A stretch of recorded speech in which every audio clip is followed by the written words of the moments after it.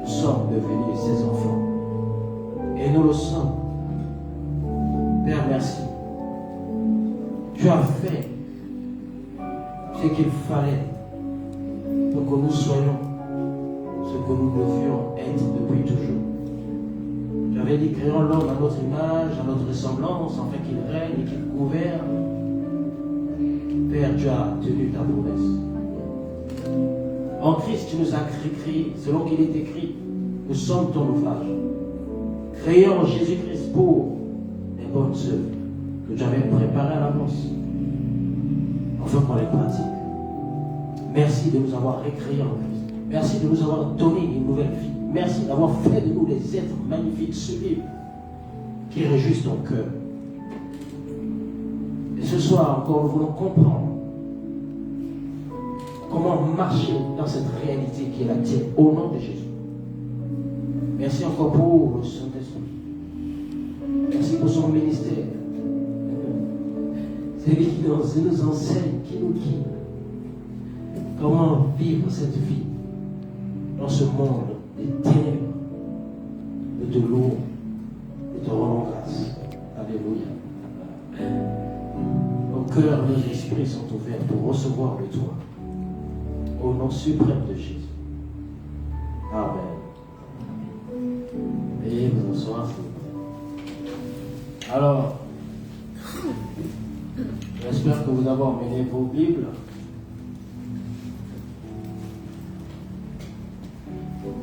Aujourd'hui, nous allons continuer sur notre thème, la vie supérieure. Hier, nous avons abordé la justice de Dieu, qui est une des expressions de cette vie. Je disais que la vie supérieure, je l'ai appelée supérieure parce que c'est la vie qui est au-dessus de toutes les autres vies. C'est la vie de Dieu. C'est la vie éternelle. Jean chapitre 3, verset 16, que nous connaissons. Dieu a tant aimé le monde qu'il a envoyé son Fils unique afin que quiconque croit en lui ne périsse pas, mais ait la vie éternelle. Tout le monde connaît ce passage. Et comme beaucoup,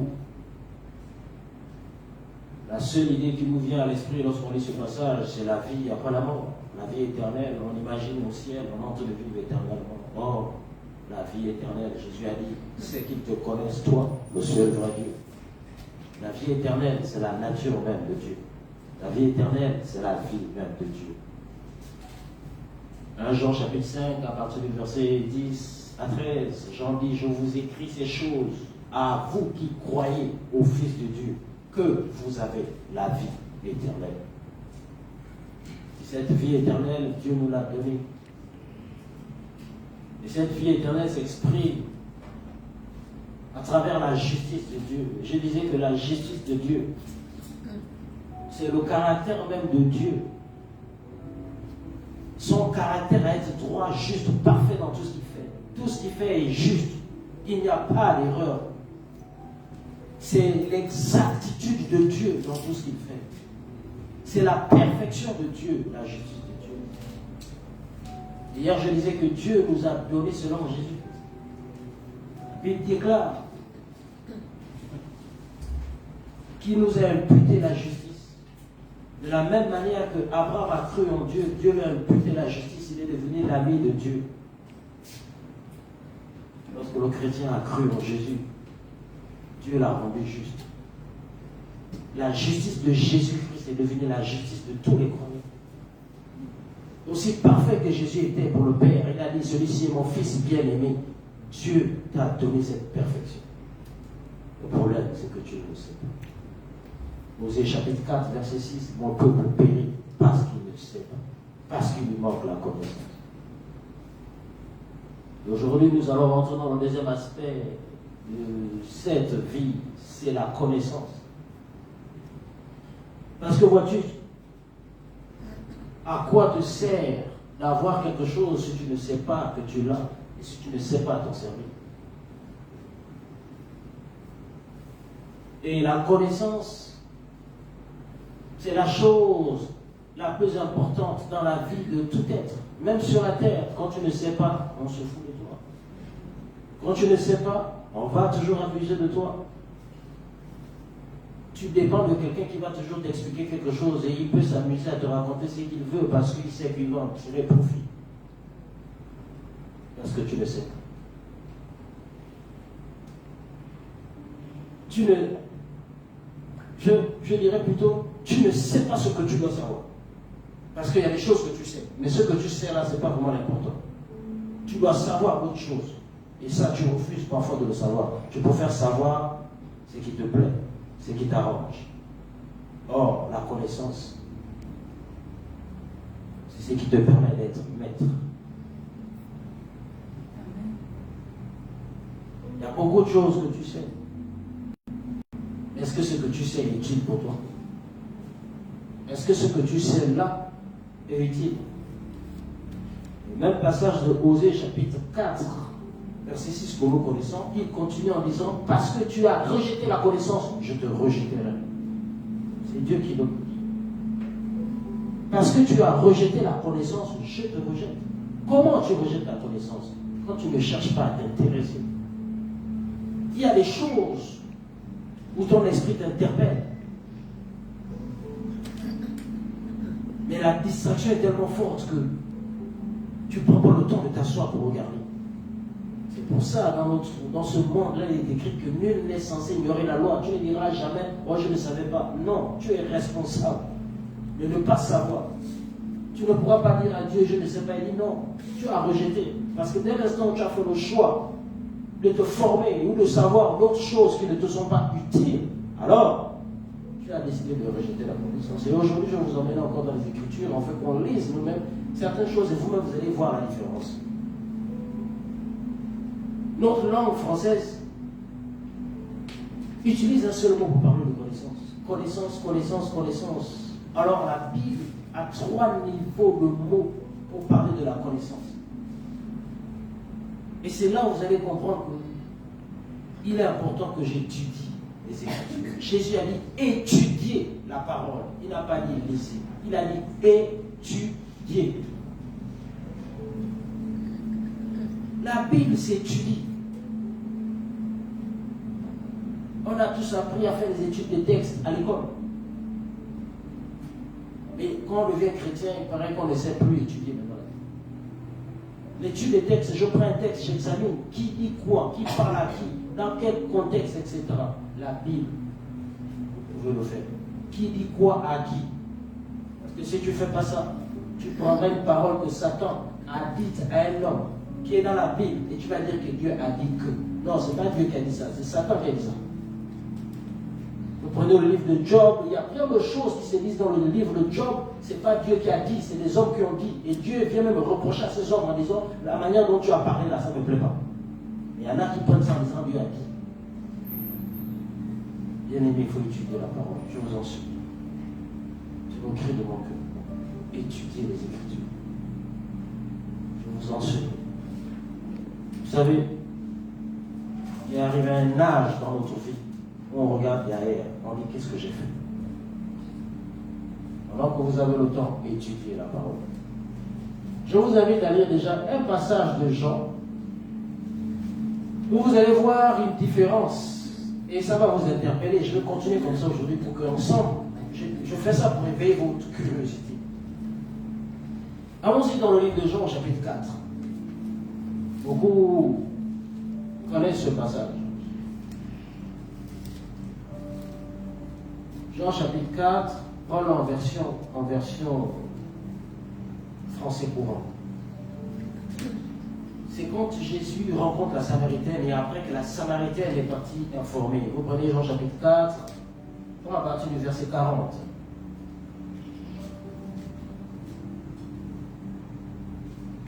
Jean chapitre 4, verset 40.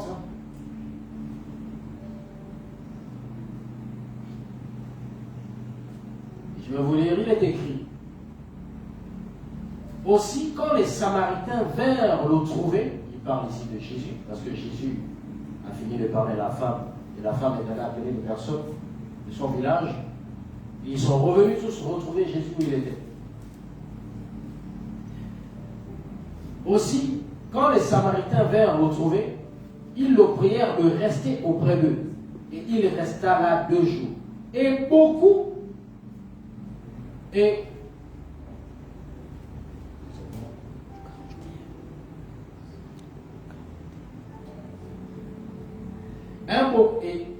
un beaucoup plus grand nombre crurent à cause de sa parole. Et il disait à la femme, vous y êtes? Ce n'est plus à cause de ce que tu as dit que nous croyons. Suivez bien, hein? Car nous l'avons entendu nous-mêmes. Et nous savons qu'il est vraiment le Christ, le Sauveur du monde. Tout le monde y est? Tout le monde me suit? Je reprends encore. Hein? Frère, tu es là, c'est bon le passage? Il faut relever ça. Le pied, là, il faut faire un pied. Tu le bascules encore. Tout le monde lise. Voilà, c'est net. Maintenant, le pied. Fais-le remonter. Tiens le pied. Appuie un bouton.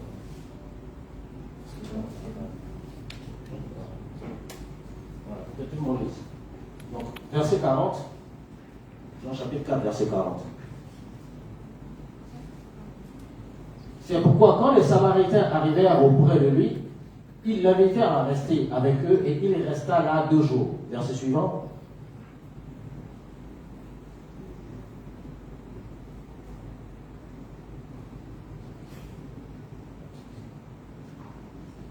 Donc, le verset suivant, je vais lire. Un beaucoup plus grand nombre crurent à cause de sa parole.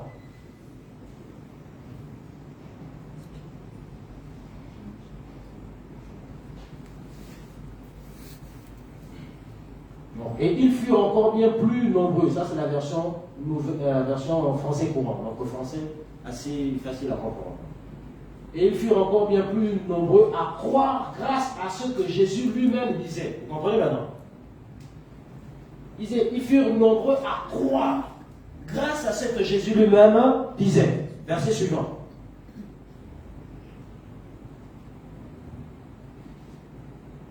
On y va. Ils furent encore bien plus nombreux à croire grâce à ce que Jésus lui-même disait. Verset suivant.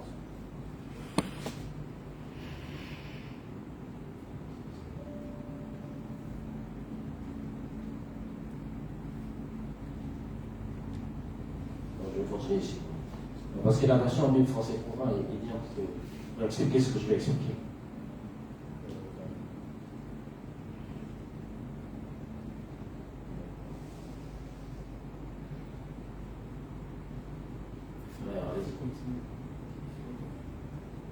Je n'ai pas, je vais la prendre dans la Bible ici. Attendez, excusez-moi. Je vais prendre ça dans ma propre Bible. Parce que là, j'ai la version 8 secondes, mais en français courant, c'est plus intéressant. Alléluia. Merci Saint-Esprit.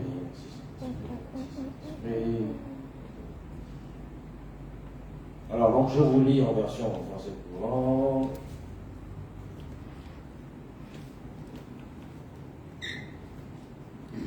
Aussi, quand les Samaritains vinrent le trouver, ils le prièrent de rester auprès d'eux. Et il resta là 2 jours. Un beaucoup plus grand nombre crurent à cause de sa parole. Je suis sur la version.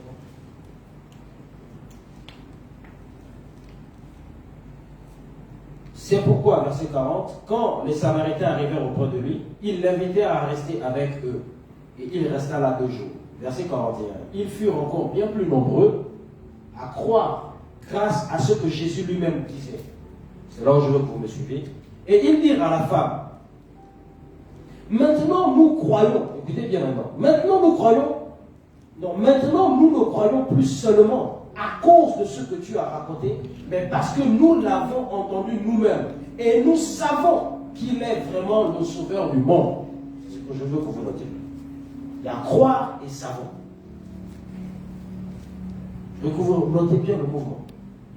Ils disent à la femme, maintenant que nous l'avons entendu nous-mêmes, nous croyons maintenant et nous savons qu'il est le Christ. Est-ce que vous suivez? Vous entendez bien ce que je veux dire? Ils ont cru, mais ils n'étaient pas encore arrivés au stade où ils savaient que c'était le Christ, la révélation. Je vous ai parlé de la justice, il faut croire. Quand tu crois, Dieu te rend juste. Mais ça ne s'arrête pas là. Beaucoup croient, mais est-ce qu'ils savent? Parce que quand tu sais, tu commences à vivre de ce que tu sais. Suivez bien le raisonnement. Dis à la femme. Nous croyons, parce que nous l'avons entendu lui-même parler. Et maintenant, nous savons. Par la connaissance ici. Notez bien ces mots-là, savons. Je vais vous expliquer maintenant quelle est la signification. Qu'est-ce que ça veut réellement dire le savoir? Nous allons partir maintenant dans Jean chapitre 8, verset 32. Vous allez voir. Je veux que vous notez, parce que quand vous repartez chez vous, méditez sur cela. Prenez maintenant Jean chapitre 8 à partir du verset 32.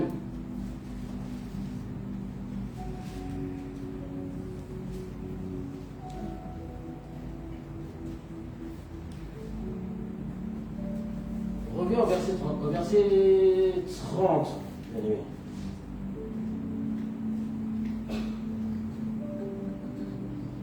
On revient au verset 30.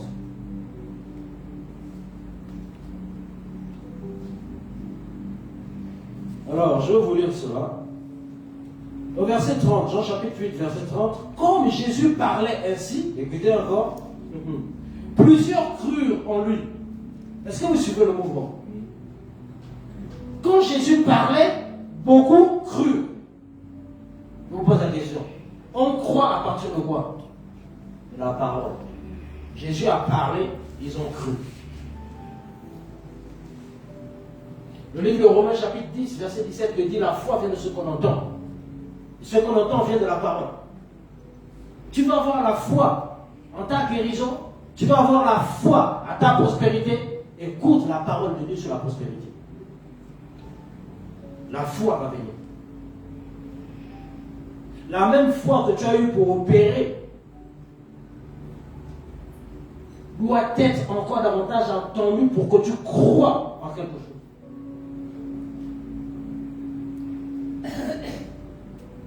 Comme Jésus parlait ainsi, plusieurs crurent. Et il dit maintenant aux Juifs qui avaient cru en lui, écoutez maintenant, si vous demeurez dans ma parole, vous êtes vraiment mes disciples. Vous connaîtrez la vérité et la vérité vous affranchira. Il a dit ça à qui? À ceux qui ont cru en lui. Ça veut dire qu'il y a deux mouvements. Il ne suffit pas d'abord de croire. Tu as cru, c'est bien, mais tu dois passer maintenant à la connaissance. Vous me suivez? Tu as cru, mais tu dois passer maintenant à la connaissance. Maintenant, ça veut dire quoi, la connaissance? Qu'est-ce que la connaissance dont parle ici la Bible? Pour le savoir, je vais vous inviter à ouvrir vos Bibles et nous allons lire 1 Timothée chapitre 6, verset 20. 1 Timothée chapitre 6, verset 20, c'est Paul qui écrit et il parle à son jeune fils Timothée. Il donne des conseils à Timothée. Donc on a le passage. Cher Timothée, garde soigneusement ce qui t'a été confié. Évite les bavardages vides et contraires à la foi, les objections d'une soi-disant connaissance.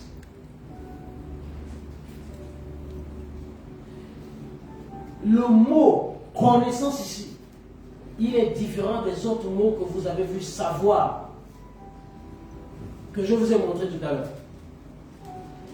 Et ici, le mot connaissance, c'est le mot grec qui s'appelle gnosis, G-N-O-6, gnosis, c'est la connaissance intellectuelle. Ce que je sais quand je suis allé à l'école. J'arrive au monde, je ne sais rien du monde. Mais qu'est-ce qui fait en sorte qu'au bout d'un certain âge, je sais des choses? J'ai appris ça dans le monde.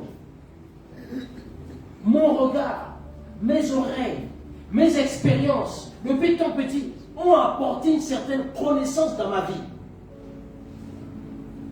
C'est ce dont il parle.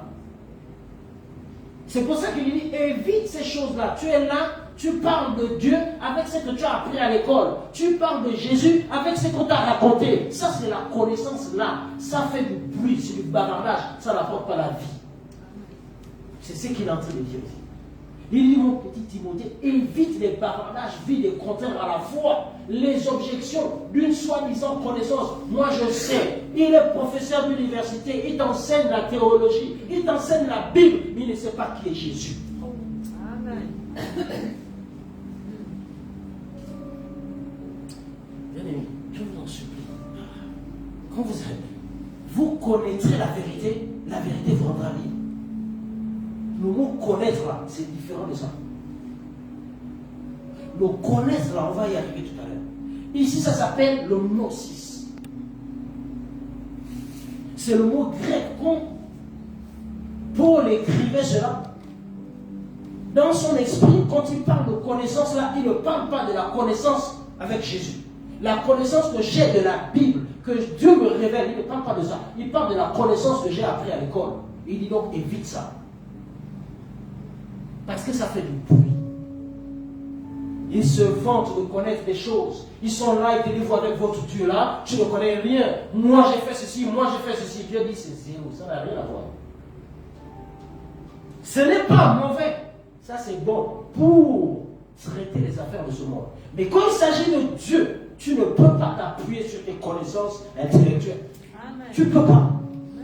Comment peux-tu expliquer comment Jésus est venu au monde? Il est né d'une vierge. Tu peux expliquer ça comment? La science te dit qu'il faut un homme et une femme pour que quelqu'un vienne au monde. C'est ça là, la connaissance là. Te dit que pour que quelqu'un vienne au monde, il faut un homme et une femme. Il faut la semence de l'homme et la semence de la femme. Mais Dieu t'a montré le contraire. Jésus est venu au monde sans la semence d'un homme. Tu peux expliquer ça comment?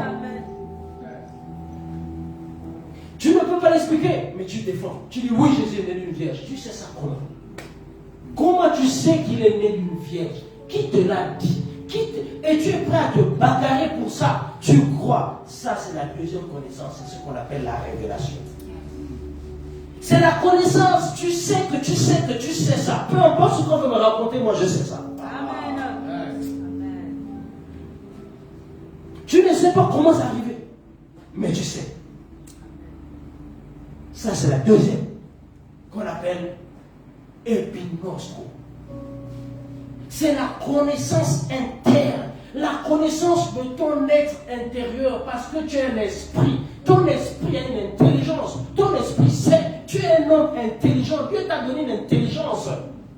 Cette intelligence-là sait beaucoup de choses que l'intelligence qui est là ne peut pas comprendre.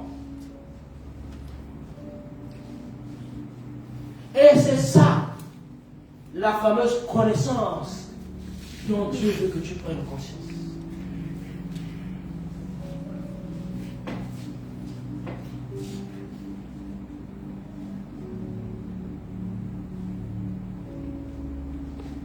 La connaissance générale te gonfle.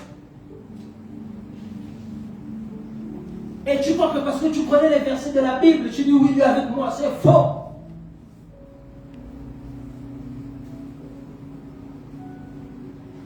Parce que tu lis bien ta parole, mais au fond de toi, tu sens qu'il y a un truc qui ne va pas. Il y a un truc qui ne va pas.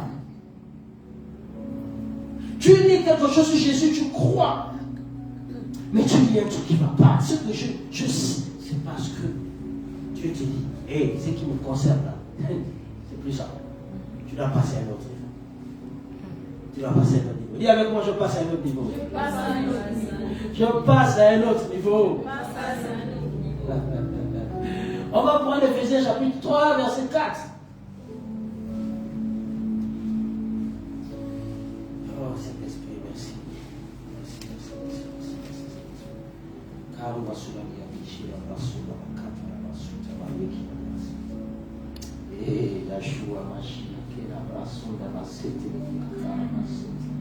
Verset 19.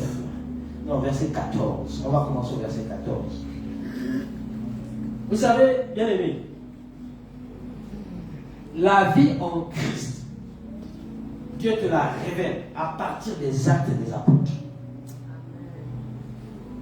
Si tu veux comprendre comment un chrétien vit sur la terre, lis les actes des apôtres jusqu'à la fin.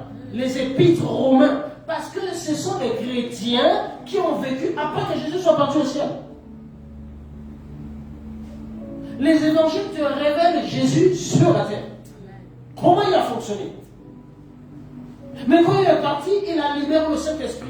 Il a dit, je partirai, je vous enverrai le Saint-Esprit qui va vous conduire dans toute la vérité. L'enseignant, c'est lui qui vous montre comment je vis. Si tu veux comprendre comment le Saint-Esprit fonctionne, commence à lire les actes des apôtres. Plonge-toi dedans. Regarde la vie de ces gars-là. Comment ils marchaient. Comment ils parlaient à Dieu dans chaque situation. Et comment Dieu répondait. Et tu commences à comprendre comment le Saint-Esprit opère. Pourquoi? Parce que la réalité, c'est qu'il est en toi.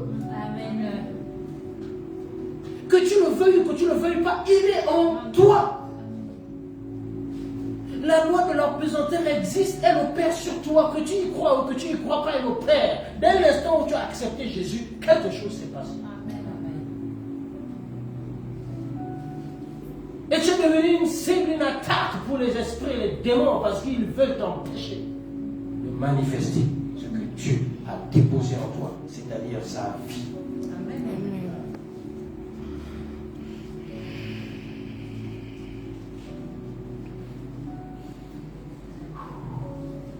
Éphésiens chapitre 3, verset 14, c'est Paul qui écrit à l'église d'Éphèse. L'église d'Éphèse, c'est les chrétiens. Je veux dire que c'est même les chrétiens bien scellés. C'est vraiment l'église dont Paul est vraiment fier. Après l'église des Philippiens. Ah, Philippe là-bas, parce qu'il comprenait le don. Éphèse, c'est des hommes matures. Le livre d'Éphésiens, c'est le livre de la maturité en Christ. C'est le livre des grands garçons. C'est le livre des fils. Celui qui comprend les choses de papa, il gère les choses de papa. C'est le livre d'Éphésiens. C'est pas le livre des enfants. Le livre des enfants, c'est Galates. C'est pour ça qu'il dit, oh, Galates, foolish Galates. Ils n'ont rien compris. Et après avoir commencé par l'esprit, vous voulez tomber dans la chair. Bien aimé, quand vous découvrez ces choses-là, tu n'as plus d'autre chose à faire.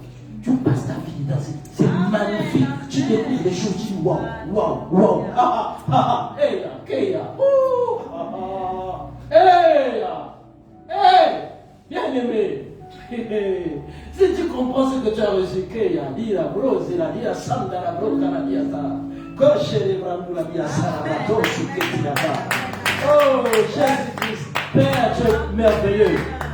Il a fait quelque chose de magnifique. Il t'a dit ce que l'oreille n'a point entendu, ce qui n'est point monté dans le cœur des hommes, mais qui nous a révélé à nous. C'est Christ en moi, l'espérance de la gloire. Amen. Les prophètes ont cherché à savoir qu'est-ce que Dieu est en train de faire. Ils n'ont pas vu. Ils savaient qu'il y a un esprit qui va venir tomber sur un homme. Cet homme-là va recevoir l'onction de Dieu. C'est lui qui va représenter Dieu pour eux. Ils ne comprenaient pas que le plan de Dieu c'était de déposer ça dans tous les hommes, comme je vous ai dit hier. Il ne voulait pas bâtir un seul temple, il voulait avoir un temple partout dans le monde. Tous les croyants sont le temple de Dieu. Quand il est en Chine, il tombe sur un croyant chinois. Quand il va aux États-Unis, il tombe sur un croyant. Il y a des temples partout. Ce n'est plus le temple de Jérusalem, c'est le temple des croyants. Et ce Dieu-là qui a pensé à ça, il est en toi, il réside en toi. Il est capable de te donner des idées magnifiques. Crois-le. Il est capable. Oh, il y a Baroud, il y a Solabra, de la danse, il veut que tu comprennes cela, qu'il est capable. Il n'attend pas de toi que tu sois. Il attend de toi de comprendre qu'il est capable. Et il veut passer à la dimension de Dieu qui fait les miracles. Non, il veut passer à la dimension de Dieu qui en toi produit les miracles. Amen. Il n'est pas à l'extérieur, il est à l'intérieur de toi. Amen. Il est capable de te donner des idées brillantes pour qu'au boulot, quand tu parles, on dit, mais comment tu sais ça? Oh, comment tu as trouvé? Il a donné à Salomon la sagesse. Oh, Jésus a dit, il y a plus grand que Salomon ici. Et c'est Jésus qui est en toi. Amen. Tu peux pas échouer. Tu peux pas échouer. Amen. Oh, conseil d'administration, tu arrives, tu as tapé les heures en langue, brandi la dossier, la bracatoula, parce que tu veux que le Seigneur te révèle. Il te révèle. Conseil d'administration, tu arrives, c'est toi qui as les solutions. Ministre, tu as fait ça comment?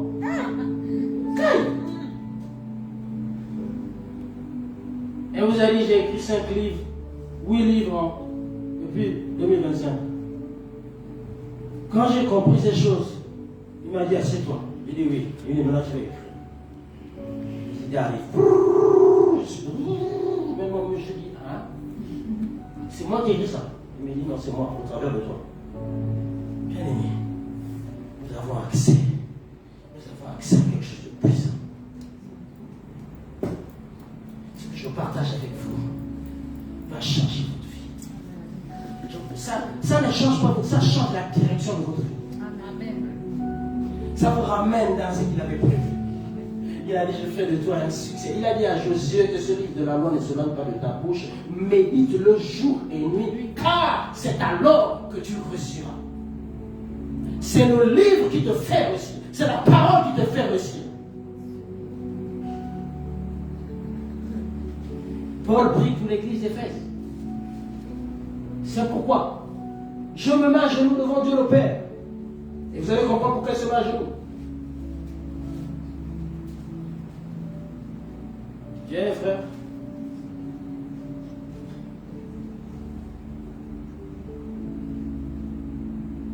Là, tu es en version français courant. Bon, je vais la lire en version Louis II.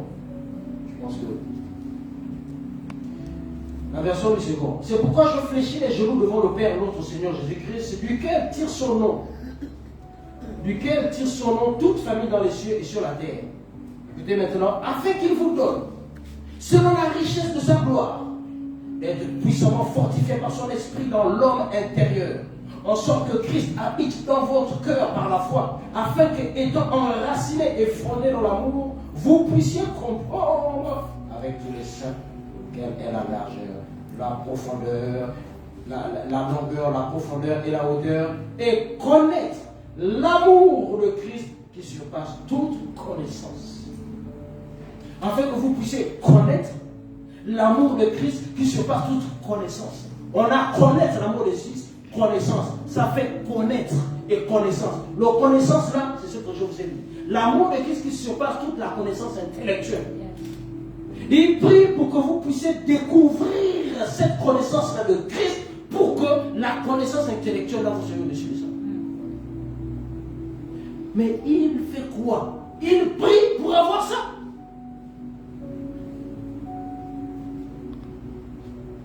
Il dit, je prie. Frère, tu as mis le verset complet, il faut qu'il lise. C'est Paul qui dit, je prie Dieu pour que Dieu vous donne de connaître cet amour qui dépasse. Donc, ça veut dire quoi? Que si je veux élever mon niveau de connaissance, connaître comme Dieu connaît, mais je n'ai que simplement prié, demander à Dieu de me faire connaître ça. Je te pose la question. Depuis que tu es chrétien, est-ce que tu sais qu'on prie Dieu pour que Dieu te donne la connaissance pour dépasser ton savoir? Tu ne le sais pas. Tu crois que parce que tu connais que la Bible a été écrite, et si tu te dis que tu te limites à ça, Dieu te dit tu peux me prier pour que je te donne la connaissance que Salomon avait. Paul prie pour les chrétiens d'Éphèse, il leur demande que je prie Dieu pour cela, bien aimé. Est-ce que tu savais qu'on prie comme ça? Est-ce que tu le savais? Tu demandes quoi à Dieu? Donne-moi la voiture, donne-moi le mari. Il te dit, c'est pas ça que tu vas me demander, demande-moi la connaissance. Parce que quand tu as la connaissance, tu sauras qui est ton mari, sans me demander. Tu sauras qui est ton épouse, sans me demander. Parce que tu auras tellement une intelligence que tu sauras. Aïe, Kaya. Il ne se trompe pas. Hier, je t'ai dit que Dieu, sa justice, c'est son caractère à être parfait et droit dans tout ce qu'il fait. Et il t'a donné sa justice. En toi, tu as la capacité de trouver parfaitement ce dont tu as besoin, sans erreur. Amen. Amen.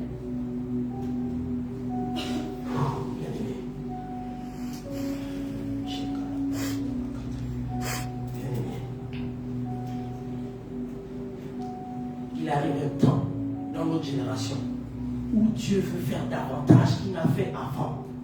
C'est que Dieu a fait avec Isaac et Jacob. Avec les apôtres, il a fait encore plus grand. Regardez, Moïse a ouvert la mer. J'ai dit, moi je n'ouvre plus, moi je marche. Je marche au-dessus de l'eau. Oh là! Amen. Il passe de gloire en gloire, de victoire en victoire. Il veut faire pire avec toi aujourd'hui. Il veut t'emmener à un autre niveau qu'on n'a jamais vu. Aïe, aïe, aïe, aïe, aïe, aïe. Il veut faire pire, il veut faire plus grand. Mais il a besoin que tu connaisses. On le limite au Dieu qui ressuscite les morts et les paralytiques. Il dit, oh, mais je suis le Dieu qui fait disparaître les gens, je les amène au ciel, je les ramène ici. Oh. La Bible dit, tu continues à le prier, tu le vois comme le Dieu qui a fait ça avant. Arrête, passe à un autre niveau. Passe à un autre niveau. Ne le limite pas. Ce qu'il a fait avec Abraham, il a changé avec Isaac. Il a changé avec Jacob. Et au fur et à mesure, parce qu'il veut dévoiler sa gloire.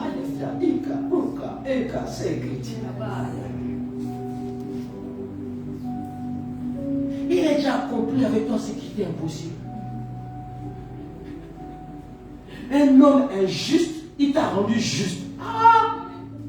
Il t'a fait asseoir avec lui en Christ. Il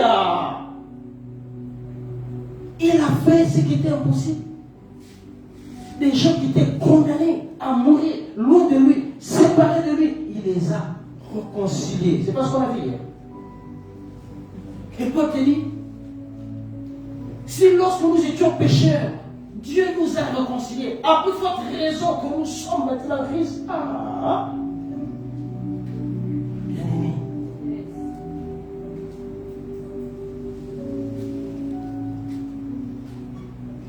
La connaissance. Tu dois prendre conscience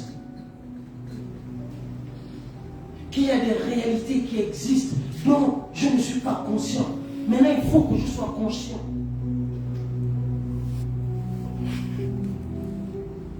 Et c'est cette connaissance dont il parle. Est-ce que tu es conscient qu'il y a une chaise? Ah non, je n'avais pas fait attention. Pourquoi? Parce que tu ne prêtes pas attention, elle est là. Et quand on te dit, oh, mais est-ce que tu es conscient que, en d'autres termes, on fait appel à ta connaissance qui devient une connaissance fonctionnelle avec laquelle tu es lié, tu te rends compte qu'il y a quelque chose, tu réalises. Il veut que tu réalises.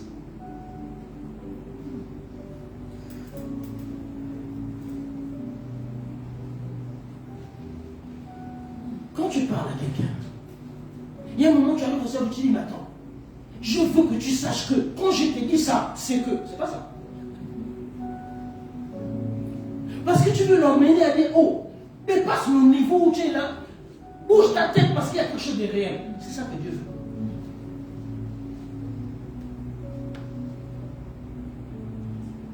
C'est ce deuxième niveau de connaissance que tu vas comprendre qu'il existe. Parce que jusqu'à présent, tu pensais que ce que tu sais, que tu as appris à l'école, c'est ça qui va te faire voir la puissance. Non, il te parle d'autre chose. Ça, c'est bien pour l'école. Mais en ce qui concerne la vie de Dieu que tu as reçue, la vie de Dieu, son fonctionnement, c'est une autre connaissance. Et cette connaissance-là, tu dois déjà prendre conscience qu'elle existe. Sinon, tu vas penser que connaître Dieu, connaître tout ça, c'est la même chose que ce que tu as appris à l'école. Et du coup, tu ne veux plus, tu n'es même plus poussé à aller davantage. Parce que tu es comme rassasié. Tu tournes en rond dans ta vie chrétienne. Alors que c'est ton papa. Tu dois entendre ton père. En quoi il est ton père? En quoi? Mon Dieu, je t'aime, tu es mon papa. En quoi c'est ton papa si tu n'entends pas? En quoi c'est ton papa si tu ne sais pas ce qu'il fait? En quoi c'est ton papa si tu ne sais pas ce qu'il a dans le cœur pour toi? En quoi c'est ton papa? Tu vois, il faut que tu arrives à ce stade. Parce que dès l'instant où tu es à ce stade-là, c'est que tu es conscient qu'il y a plus. Et que maintenant, il faut que je marche dans ce sens-là.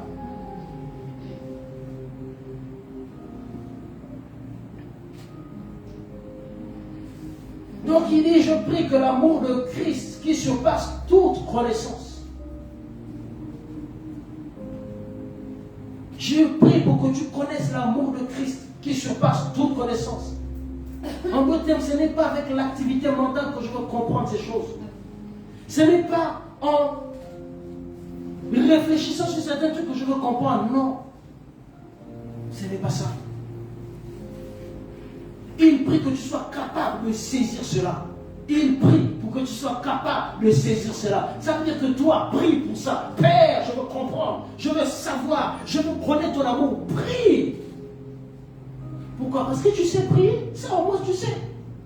Prie pour avoir cette connaissance-là, qui n'a plus rien à voir avec la connaissance intellectuelle. Mais laisse-moi te dire, dans certains aspects, tu as cette connaissance. Comment tu sais que Jésus est mort pour toi? Tu étais là. Tu n'étais pas là. Si on cherche à te convaincre que Jésus n'est pas mort pour toi, tu vas dire, laissez-moi vos choses là. Mais tu n'étais pas là. Mais comment tu défends quelque chose que tu n'as même pas vu? Qui était témoin? Mais tu es convaincu. C'est ça, le gignosco. Pourquoi? C'est Dieu qui te donne cela. Cette connaissance, c'est Dieu qui la dépose. Tu sais que tu sais que tu sais. Mais est-ce que tu sais qu'il peut faire la même chose dans tous les domaines de ta vie?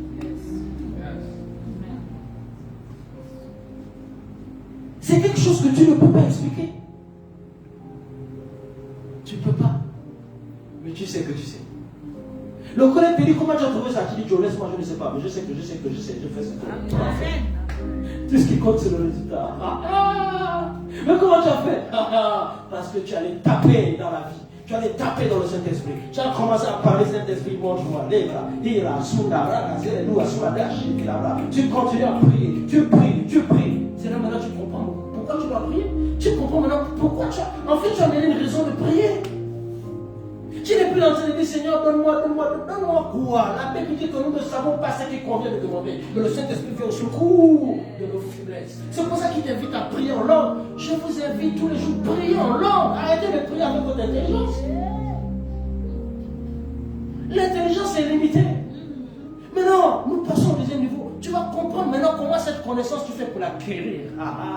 Hey là! 1 Corinthiens chapitre 2. Vous allez comprendre le mystère.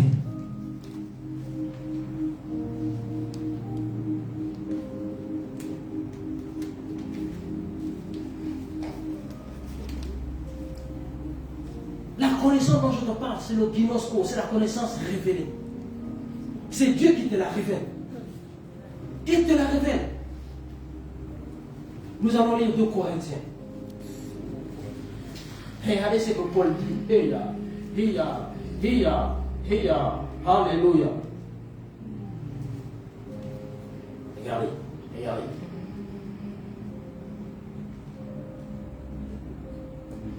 Verset 14. 2, verset 14.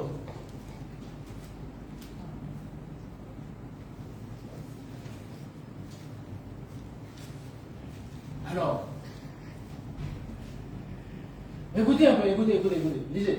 Celui qui ne compte que sur ses faibles facultés est incapable d'accueillir les vérités communiquées par l'Esprit de Dieu. Elles sont une folie pour lui. Il lui est impossible de les comprendre car on ne peut en juger que par l'Esprit.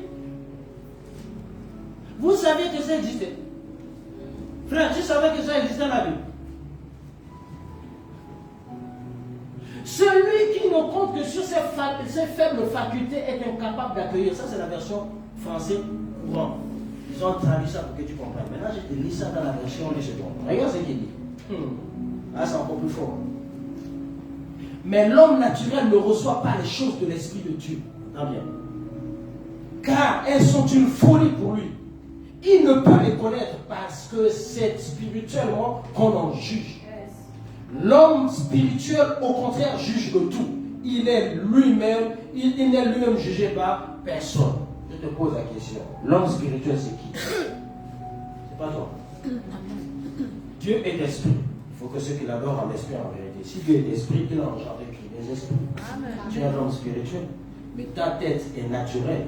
Quand Dieu te dit va à gauche, tu dis mais je ne suis pas sûr. C'est naturel, il ne peut pas comprendre. C'est une folie pour lui. C'est pour ça qu'il te dit, quand tu te mets à prier en langue, mon esprit est en prière, Mais mon intelligence est stérile. J'ai parou, d'abaro, kaba. Parce que c'est dans l'esprit qu'on comprend. L'esprit comprend ce que tu es en train de dire. Pendant que tu parles, le Saint-Esprit te révèle. Il te donne des choses. Et à un moment donné que tu as fini, tu commences à marcher sans comprendre pourquoi tu fais ça. Mais tu vas le faire et le résultat sera là. Bien aimé, c'est une vie spirituelle qu'on a reçue. C'est une vie spirituelle. Si tu veux vivre cette vie avec tes facultés, tu ne peux pas, c'est une folie. Ta conscience ne comprend pas Dieu, c'est normal.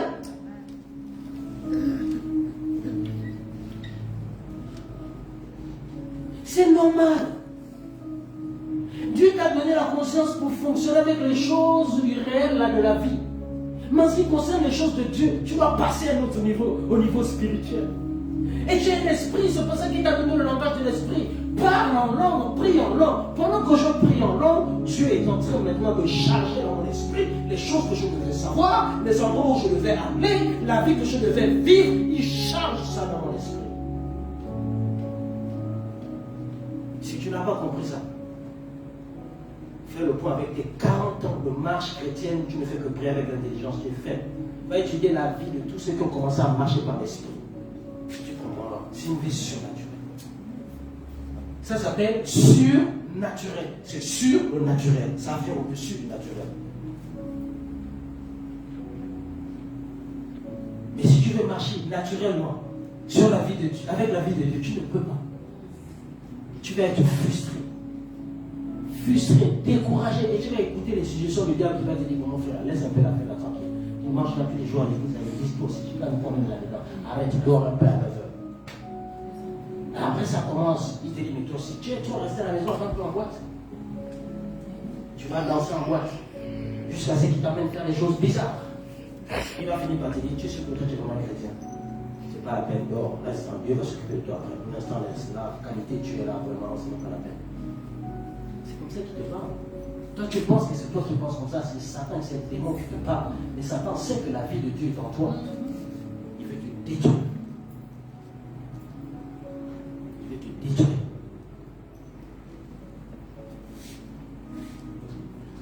L'homme naturel ne comprend pas les choses de l'esprit. Plus haut, voilà ce qu'il dit.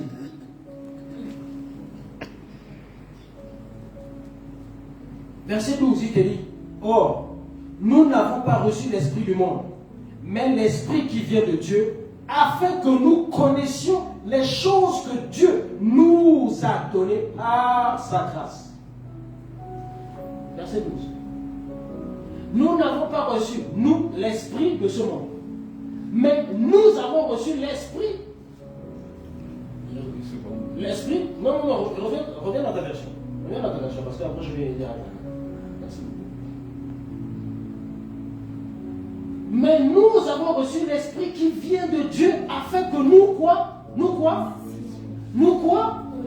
Les dons que Dieu nous a accordés. Tu connais les dons qu'il nous a accordés? Il te dit: pour connaître ça, c'est par l'esprit. Tu connais le langage de l'esprit. Le Saint-Esprit te parle en français. Maintenant, je vais te montrer comment le Saint-Esprit te parle. Ne bouge pas, reste là. On va au chapitre 14. C'est tellement bon. Chapitre 14. Regardez.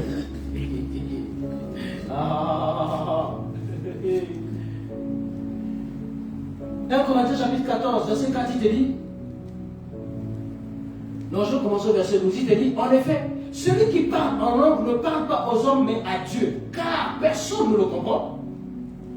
Et c'est en esprit qu'il dit des mystères. Il dit des mystères à qui? Il dit des mystères à qui? Si tu dis des mystères à Dieu, Dieu ne te dit pas des mystères. C'est mystérieux, pourquoi? C'est pas pour ton intelligence.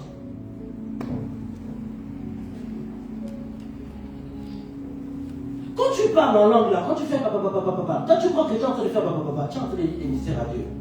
Et parce que tu dis des mystères, il te répond. La vie qu'il avait fort. Regarde, on continue. Merci Saint-Esprit.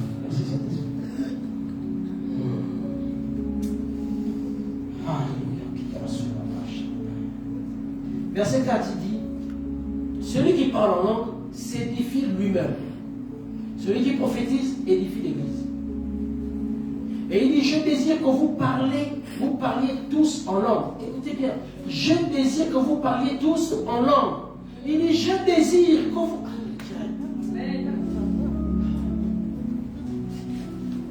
Il parle à l'église de Corinthiens. Hé frère. Il dit, je désire, c'est son souhait.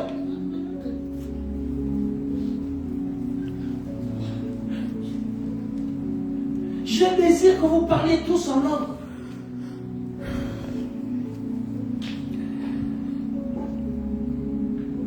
Verset 18 du même chapitre. Et voilà comment je dis, je rends grâce à Dieu de ce que je parle en langue plus que vous tous. C'est même devenu un concours pour Paul. Et je rends grâce à Dieu de ce que je parle en langue plus que vous tous. Il dit merci à Dieu que lui est maintenant capable de parler en langue plus que tout le monde. Pourquoi? Parce que c'est ça qui lui a permis d'écrire tout ce que nous savons aujourd'hui là. C'est pour ça que Paul a écrit plus que Pierre, il a écrit plus que Jacques, et peut-être ils étaient avec Jésus. Toi, tu veux vivre la vie de Dieu, la vie qu'il t'a donnée, la vie éternelle dont j'ai parlé. Tu veux la manifester avec ton intelligence. Il te dit que l'intelligence c'est une folie, tu ne peux pas. Bien aimé, si tu ne veux pas galérer, passe au niveau supérieur. Passe au niveau supérieur. Bien aimé, dès que j'ai découvert ça, en 7 ans, je suis passé à un niveau. Je n'ai pas attendu aller à la montagne, faire 40, jamais. Je suis passé du CP en agrégation. Terminé.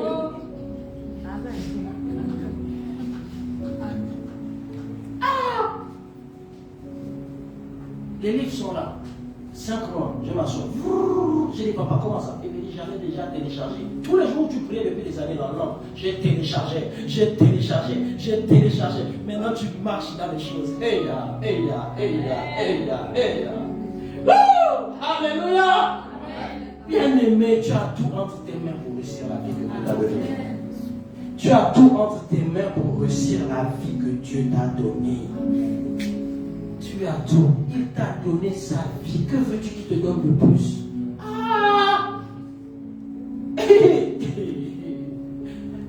Que disent nos mamans?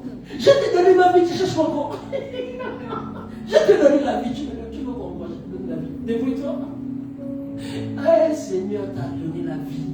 Il t'a donné la vie éternelle. La vie qu'il a fait. La vie qui ne meurt pas. La vie qui n'est pas malade. La vie qui ne peut pas être battue. Car le problème, c'est que tu la laisses dormir.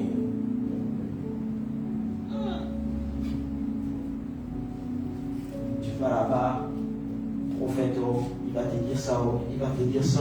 Alors lui, il sait que c'est ce qu'il a là. Ce que je vous dis là, on va pas vous dire ça ailleurs. Dieu nous appelle à être indépendants. Vous connaîtrez la vérité vous rendra libre. Tu as besoin de quelle délivrance? Oh, la vie de Dieu en toi. Tu as besoin de quelle délivrance? On va te délivrer de quoi encore? De quoi? Jésus t'a libéré des ténèbres, il t'a ramené à la lumière, il t'a donné la vie. Tu as besoin d'être délivré en quoi? Tu as besoin d'être délivré en quoi? Juste être délivré de l'ignorance, c'est tout.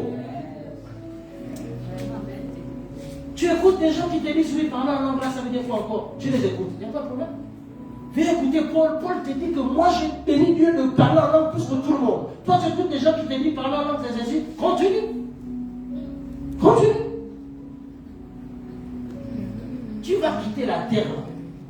La vie que dans ton esprit, là, tu rêves de vivre sur la terre. Là. Tu ne la vivras pas. Tu vas arriver là-bas, Dieu va te dire, bien défini mon fils, reste d'abord assis là. Jusqu'à ce qu'on fasse des ennemis de Jésus sur marche. Parce que tu es arrivé et tu as laissé Satan te terroriser sur la terre. Te faire croire des bêtises. Un gars que Jésus a écrasé, un gars que Jésus a mis de la fini, Jésus t'a dit fini le travail mon fils. Fini le travail. Il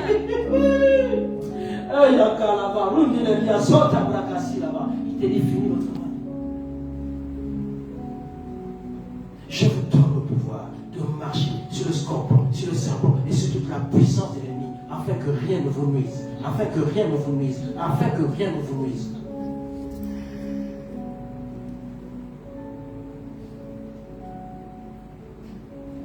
L'homme naturel ne peut pas avoir le kinosco. Il ne peut pas connaître Dieu. Il ne peut pas connaître ces choses-là de Dieu. C'est en esprit qu'on les connaît. Et je viens de vous donner la clé. Apprenez à prier beaucoup en langue. Priez en langue. Passez du temps à prier en langue. La Bible dit que celui qui prie en langue se bâtit. Il se construit. Il s'édifie. C'est quoi s'édifier? Ça veut dire que le mariage que tu cherchais, Dieu te le télécharge. La belle vie que tu voulais, Dieu te le télécharge. Et à un moment, tu te fais seulement à marcher. Tu ne comprends pas pourquoi tu vas dans telle direction, mais tu sais que tu vas dans telle direction. Des choses que tu n'arrives pas à comprendre, un moment, ça va commencer à s'éclaircir. Tu ne peux pas les expliquer. C'est normal.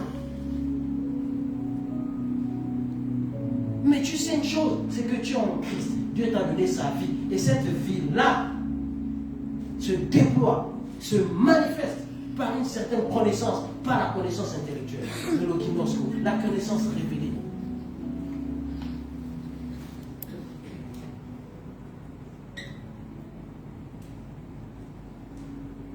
Nous allons passer à notre troisième niveau qu'on appelle le Aïno. Ça, c'est la connaissance absolue. C'est la connaissance qui t'amène à faire. Regardez, notre Seigneur Jésus, à l'âge de 12 ans, Luc chapitre 2, je crois. Il y a un détail que je vais vous faire remarquer. Allons-y dans Luc chapitre 2. Je fais des allers-retours sur ces passages pour que vous-même, quand vous irez à la maison et que vous allez méditer, vous allez encore vous rendre compte de ces vérités-là.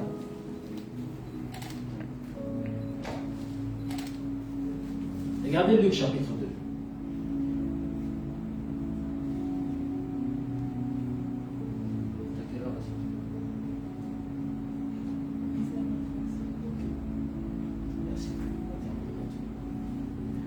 Donc, je vous résume cela. C'est la scène où les parents de Jésus cherchent Jésus. Vous connaissez la scène. Ils sont venus à Jérusalem pour la fête, ils sont repartis. Jésus, ils l'ont oublié. Maintenant, il revient. Donc, Luc chapitre 2, verset 45. Mais, ne l'ayant pas trouvé, il parle de Jésus ici, ses parents retournèrent à Jérusalem pour le chercher. Au bout de 3 jours, ils le trouvèrent dans le temple. Écoutez bien. Il était dans le temple, assis au milieu des docteurs, les écoutant et les interrogeant. Voilà. Ils le trouvèrent dans le temple. Il était assis au milieu des spécialistes des Écritures. Les écoutait et leur posait quoi? Des questions. Verset 48. Quand les parents le virent, ça c'est la version musulmane, la scène du toit. Quand ses parents l'aperçurent, ils furent saisis d'émotion et sa mère lui dit, écoutez bien, mon enfant, pourquoi nous as-tu fait cela? Ton père et moi, nous étions très inquiets en te cherchant. C'est suivant. Il leur répondit, ça c'est un parti intéressant, pourquoi me cherchez-vous? Ne saviez-vous pas que je dois être dans la maison de mon père? Sa maman vient de dire, ton père et moi te cherchent. Lui, il répond, moi je dois être dans la maison de mon père. En notre époque, on va dire, mais l'enfant est impoli. Moi, je te dis que ton père est là, toi tu me parles de notre père. Il avait quel âge? Il était conscient des histoires que Marie lui a racontées. Mon fils, il y a un ange qui est venu me dire que Dieu a fait de toi le sauveur du monde. À 12 ans, il était conscient que les écritures là, que les spécialistes lui racontaient, parlaient de lui. Chaque jour, quand il se levait, il lisait les écritures. Les écriteurs lui disaient, il s'agit de toi. Il prenait conscience. Je te pose la question. Tu es conscient que la Bible parle de toi quand tu es en Christ? Amen. Ou tu crois que c'est juste un livre comme ça?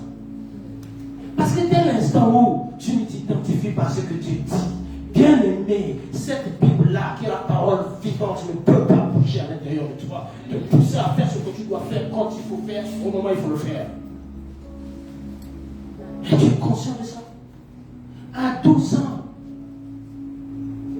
Il dit en plus, ne saviez-vous pas? En fait, il a dit à Marie, mais maman, c'est pas toi qui as dit que l'ange est venu te voir. Non, parce que quand il est venu au monde, Jésus ne savait pas quel âge arrivait. Forcément, quelqu'un l'a dit. Quelqu'un l'a dit. Puisque dans Hébreu, la Bible te dit que Jésus-Christ, quand il est né, il a vécu comme un homme. Il a eu des problèmes comme nous. Donc Marie lui dit, mais toi, c'est pas l'ange qui t'a dit que je suis le Messie. Maintenant, toi, tu viens me dire ici, qu'est-ce que je dois rester là? Donc, depuis ces années-là, 12 ans, tu as oublié, tu es dans les émotions. Maintenant, laisse-moi te rappeler que cette affaire est réelle. Hein? Ce n'était pas un rêve.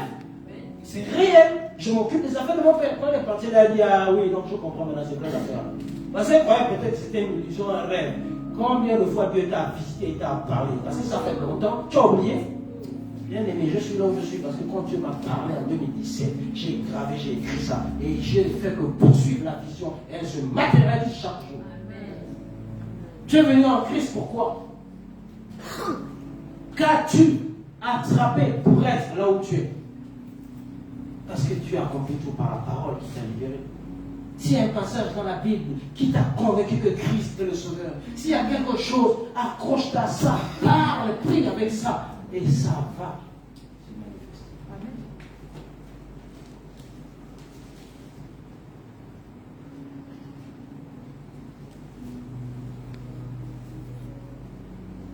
Donc cette connaissance-là dont je vous parle, là c'est le ginosko. C'est la connaissance révélée. Et elle se révèle à toi lorsque tu es proche des Écritures, lorsque tu es dans les Écritures, tu baignes dans les Écritures. C'est ce qu'on appelle aussi la connaissance intime. C'est la connaissance intime. Jean chapitre 1 vous dit au commencement était la parole était avec Dieu, la parole était Dieu. Rien de tout ce qui a été fait par la parole. Rien de ce qui a été fait n'a été fait sans elle. En elle était la vie était la lumière des hommes. Je reviens encore en te disant que tu as reçu la vie de Dieu, on est d'accord? Ça veut dire que la vie de Dieu, c'est la parole de Dieu qui est en toi. Maintenant, il t'a donné la parole écrite pour que cette parole-là te guide, te révèle des choses. Mais si tu es éloigné d'elle, comment veux-tu que la vie qui est en toi grandisse si tu es éloigné de cette parole? C'est ça l'intimité. Je me souviens, quand le Seigneur me révèle ces choses, il me dit, est-ce que tu me connais? Il m'a dit, est-ce que tu me connais? Je disais, mais Seigneur, je prie, je vais à l'église. Il dit, est-ce que tu me connais? Et je ne comprenais pas, il me dit, est-ce que tu sais ce que j'ai dans le cœur pour toi? Est-ce que tu sais les projets que j'ai pour toi? C'est là que j'ai commencé à faire la différence entre connaître et connaître. Il m'a demandé, est-ce que ton voisin connaît ton épouse? Je lui ai dit non. Pourquoi? Parce qu'il ne vit pas avec elle. Il dit, est-ce que tu vis avec moi? Ou tu vis dans des rêves et tu m'appelles venir bénir tes rêves? Il va dire à tes frères, c'est ce qu'ils me font. Ils ont leur propre ambition. Ils ont leur propre rêve. Les choses qui sont guettées quand ils étaient dans le monde, ils viennent en Christ, c'est les mêmes choses qu'ils ramènent. Ils me disent, Seigneur, bénis-moi. Et ils vivent dans ma volonté permissive, au lieu de vivre dans ma volonté parfaite. Parce que ma volonté parfaite, je la révèle. Je te la révèle lorsque tu es dans l'intimité. Hier, j'ai fait lire Ephésiens chapitre 2, verset 10. Nous sommes en Christ. Nous sommes l'ouvrage de Dieu en Christ. Créant Jésus-Christ pour les bonnes œuvres que Dieu avait préparées à l'avance pour nous, afin qu'on marche en elle. Quand il m'a montré ça, j'ai dit, waouh, donc tu avais des choses pour moi. Il me dit, oui, tu ne les as jamais demandées. Mais tu peux un jour demander de bénir tout ce que toi-même tu as créé. Et tu t'étonnes que Dieu ait des problèmes. Bien aimé, reviens.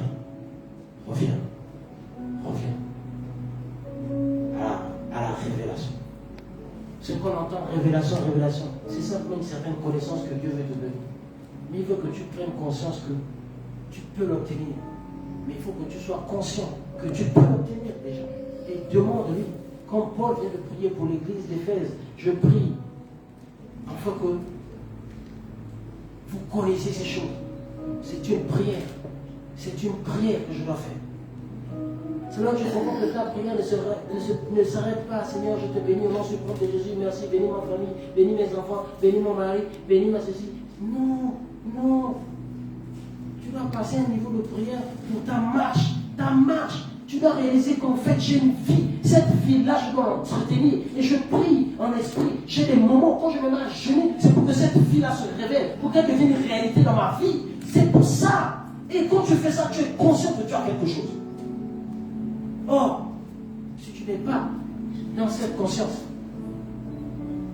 ça va être difficile pour toi.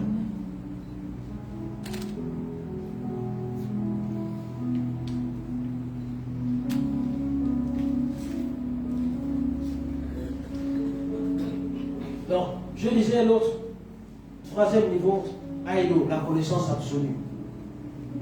Et nous voyons ça dans 1 Corinthiens chapitre 2, verset 11, il te dit, qui connaît les choses de l'homme, si ce n'est l'esprit de l'homme qui est en lui. De même, personne ne connaît les choses de Dieu si ce n'est l'esprit de Dieu. C'est pour ça que j'ai fait le lien avec le langage de l'esprit. Priez en langue. En fait, que Dieu vous révèle les choses de Dieu.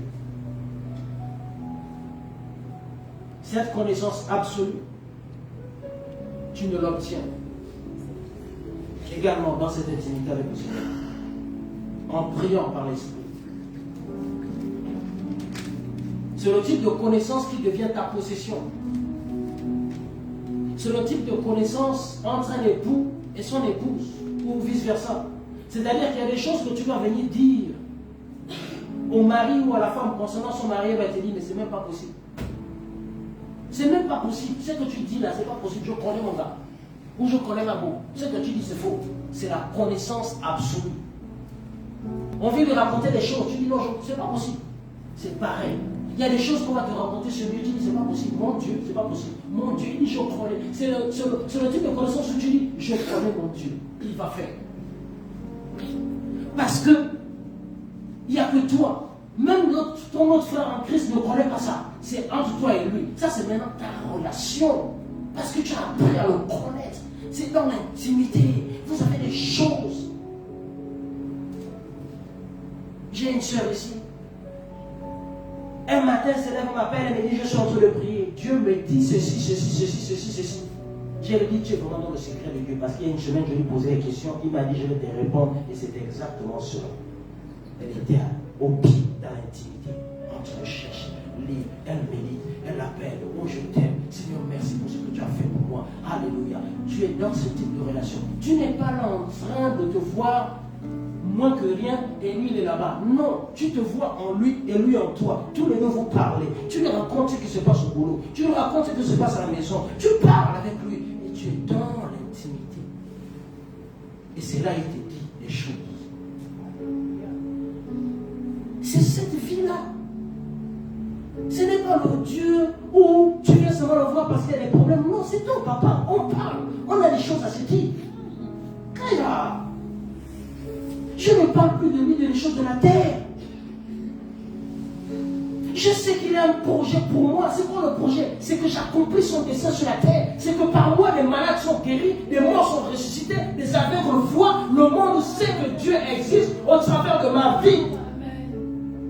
Ça va bien au-delà de mon existence terrestre. Ça m'amène à comprendre que si j'ai un travail, si j'ai de l'argent, si j'ai une épouse, toutes ces choses-là, c'est pour révéler la grandeur de Dieu. Alors, je suis en train de lui dire, mais papa, qu'est-ce que je vais faire? Comment je peux te révéler? Comment je peux être utile pour le royaume? Comment on peut savoir que tu es dans ma vie? Tu parles, il va t'expliquer des choses à faire. Quand j'ai découvert ces choses, j'ai refusé de travailler. J'ai dit non. Parce que je trouve que ça me perd du temps. J'ai dit Seigneur, je vais encore aller travailler 3 ans, 4 ans pour avoir de l'argent. Pourquoi faire? J'ai dit Seigneur, s'il te plaît, aide-moi. Je suis resté passionné. Et maintenant, quand j'ai trouvé ça, j'ai dit bon papa, maintenant je vais aller travailler. Juste pour gagner du pognon parce que il faut que j'ai réalisé ce que tu m'as dit de faire. Donc je vais maintenant travailler pour avoir de l'argent pour accomplir le plan de Dieu. Je ne cherche plus d'argent pour vivre. C'est là que je comprends maintenant que quand tu travailles, le travail ne te possède plus, c'est toi qui possèdes le travail. Vous comprenez la différence? Tu n'es plus esclave du travail. Quand il dit te vire, tu dis si vous me virez, c'est parce que tu as décidé que je pars. Vous comprenez? Mais parce que tu as fait du royaume de Dieu ta passion. C'est ta passion, tu scrutes. Tu n'es pas dans le royaume des cieux pour chercher à devenir. Tu sais que tu es, mais tu veux comprendre le mécanisme. Comment nous pouvons propager l'évangile. Comment nous pouvons parler au nom de Dieu. Comment je peux faire que ce que j'ai là se transforme en quelque chose qui permet à Dieu de se faire connaître ailleurs. Tu es passionné. C'est la quête de ta vie. Tu vas au travail, tu ne penses que à ça. Ah! C'est là que j'entends Dieu parler à ton patron et dit on fait de la promotion parce qu'il faut qu'il gagne beaucoup. Aïe, bien aimé, ce que je vous dis là, c'est les choses que tu dois chercher. Ne te prends plus la tête avec oh Seigneur, j'ai fait ceci, oh, pardonne-moi. Ah, il t'a pardonné en Christ, tu cherches quoi encore? Ce qu'il attend de toi, c'est que tu sois conscient que tu es son fils, il a besoin de toi. Aïe, aïe, aïe, il cherche un aéroport pour atterrir. Il veut te révéler une pensée parce qu'il y a quelqu'un qui l'a prié là-bas. Il veut que tu sois disponible. Il veut que tu sois disposé. Arrête d'avoir la conscience du péché. Et la conscience de Dieu en toi, Jésus-Christ peut se manifester. Et cette conscience-là, chaque fois que tu marches, tu dis je suis le fils de Dieu. Alléluia. Papa, vite en moi. Seigneur, montre-moi là où il y a des problèmes et je vais agir. Alléluia. Satan va te dire, toi tu es qui? Tu es capable. Tu dis, je ne suis pas capable, mais Dieu est capable de travailler avec moi. Mes mains sont disponibles, ma tête est disponible, mes jambes sont disponibles. Alléluia. Et tu vois que quand tu marches sur la terre, tu marches avec insuffisance, tu marches avec élégance, tu es content. Satan ne te raconter des choses, tu dis, toi de côté, je ne suis pas content. Bien-aimé, bien-aimé, bien-aimé, si tu n'arrives pas à ce niveau-là, tu vas vivre une vie chrétienne frustrée.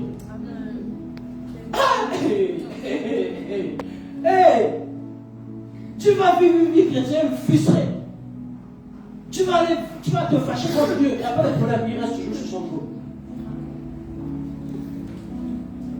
Et tu es son enfant. Tu veux le rejeter, il n'y a pas de problème. Mais légalement, Christ est mort pour toi. Vitalement, il t'a donné sa vie.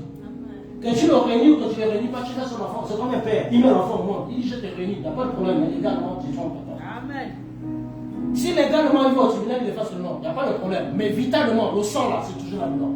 Dieu t'a donné la vie pour le Saint-Esprit. Peu importe où tu pars, peu importe où tu vas vivre dans la saleté, le Saint-Esprit est en toi. Tu es le Fils de Dieu.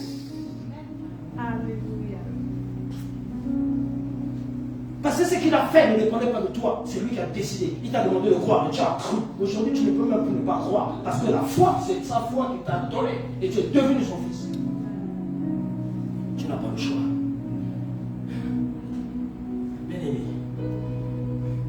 je vous en supplie. Le temps est arrivé. Machia Kouraba ou Soulaba, il a dit assis là-bas. Le temps est arrivé pour que vous preniez conscience que ce que Christ a fait, ce n'était pas en vain. Il est mort pour donner naissance à une race d'hommes et de femmes qui sont issus de la nouvelle vie qu'il a ramenée. Il est le premier-né d'entre les morts. S'il est le premier, c'est qu'il y a d'autres qui arrivent. Et dans le livre d'Hébreux, il est écrit qu'il n'a pas eu honte de les appeler frères. Voici les enfants que tu m'as donnés. Bien aimé, ne t'amuse pas, ne perds pas du temps, parce que papa te fait confiance. Papa croit en toi, parce qu'il t'a fait confiance. Il t'a donné sa vie, il t'a donné sa justice.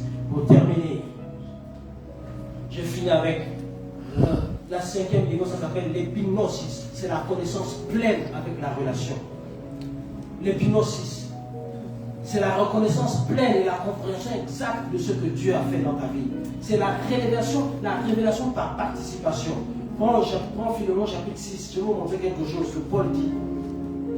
Tu vas prendre Philémon chapitre 6, et ensuite on fera 1 Corinthiens chapitre 9, on va terminer par là. Philémon chapitre 6.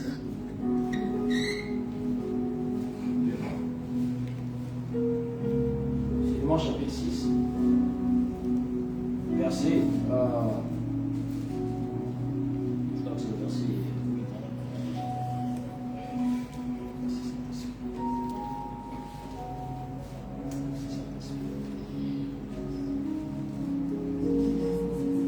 Afin que Philémon chapitre 6. Hein? Non, verset 6. Parce qu'il y a un seulement. Ouais, verset 6, voilà. Donc, qu'est-ce que ça dit dans ta version?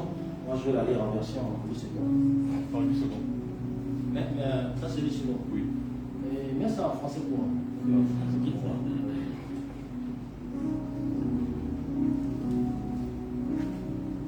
Je demande à Dieu que la foi qui nous est commune soit efficace en toi pour qu'elle fasse mieux connaître tous les biens que nous avons dans notre vie avec le Christ. Ah, bien aimé.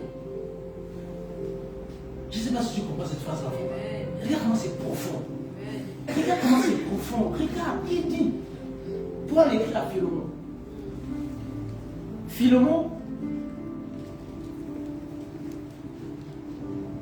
il l'invite ici à prendre conscience que la foi qu'il a doit être efficace. C'est-à-dire que ça doit œuvrer. Yes. Cette foi doit œuvrer. Je demande à Dieu que la foi, quand il demande la salut, il n'est pas en train de prier. Il prie Dieu pour que la foi qui nous est promise, en d'autres termes, pour que notre foi, d'accord, soit efficace en toi. Il est en train de dire que nous avons, toi et moi, la même foi. Mais moi, je veux que ta foi là soit efficace en toi. En toi, pas dehors, d'abord en toi. Ça veut dire quoi? Ça veut dire que tu crois en quelque chose. Il faut que cette foi-là, que tu as, d'accord, commence à observer ce que Dieu a déposé en toi. Il t'a donné une vie, il t'a donné quelque chose, il t'a donné l'onction. Mais tu crois en quoi? C'est ce qu'il est en train de dire à Philémon. Qu'elle soit d'abord efficace en toi.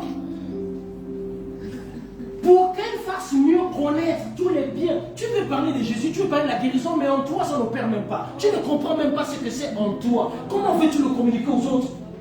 Parce que tu ne donnes que ce que tu as. Mais si ce que tu as, tu ne sais même pas ce que tu as, tu ne peux pas le communiquer.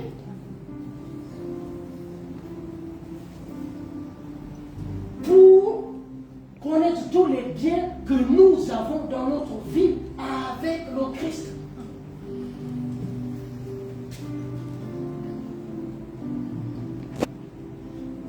Il est en train de dire, prends conscience. La version du second, il dit, afin que la communication de ta foi devienne opérante. Afin que la communication de ta foi devienne opérante par la pleine connaissance de tout le bien qui est en toi en Christ. Il dit de tout le bien qui est en toi. En d'autres termes, Dieu t'a doté d'habilité. Dieu t'a doté de capacité. Il dit, je veux que tu sois conscient de ça. Que ta foi, d'abord, tes regards soient plongés là-dedans. Parce que quand tes regards sont plongés là-dedans, qu'est-ce que tu fais? Tu ne fais que prier à Dieu pour que Dieu maintenant fasse manifester toutes ces choses. Tu comprends que ta prière passe du stade de besoin élémentaire au stade spirituel. Et c'est ce que Paul nous montre dans Colossiens chapitre 1, verset 9. Colossiens chapitre 1, verset 9.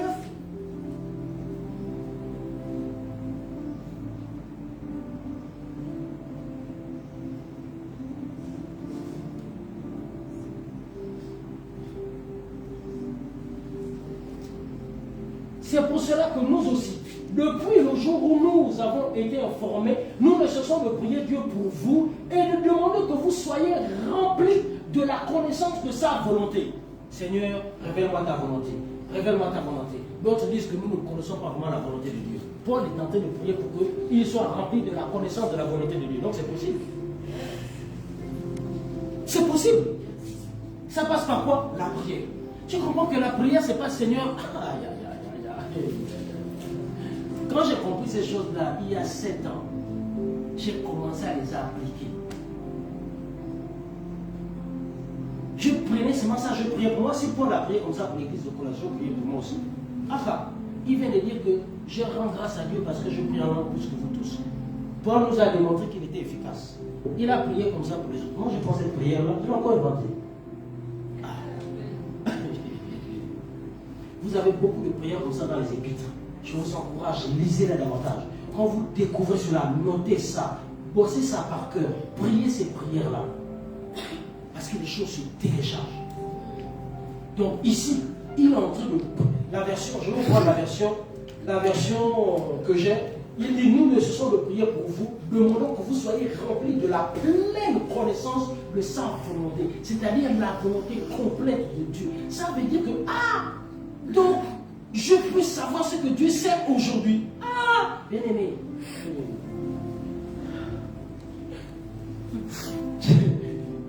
Je vous assure, c'est magnifique, c'est magnifique. C'est magnifique, c'est possible. Tu dois savoir que c'est possible. La vie de Dieu en toi, c'est une vérité, une réalité que tu peux vivre et que tu peux expérimenter. Elle est en toi. Et toutes ces choses-là, tu dois les connaître maintenant. Quand tu quittes ici ce soir, bien-aimé, parle à Dieu. Prie-lui dans ce sens. Seigneur, merci pour la vie que tu m'as donnée. Je suis conscient que cette vie-là est pleine. C'est la vie que Jésus a fait sur terre. Et je sais que dans cette vie-là, il y a tout. Il y a la sagesse, il y a l'intelligence. Dans cette vie, j'ai l'habilité, la capacité d'accomplir de grandes choses. Seigneur, révèle-moi. Qu'est-ce que je manifeste en moi? Tu verras que ta prière changera de niveau. Tu ne vas plus t'arrêter à des choses basiques. Tu verras que tu seras maintenant motivé à prier. Tu ne vas plus être là en disant, mais je vais même demander quoi à Dieu. Tu sais maintenant quoi demander. D'accord?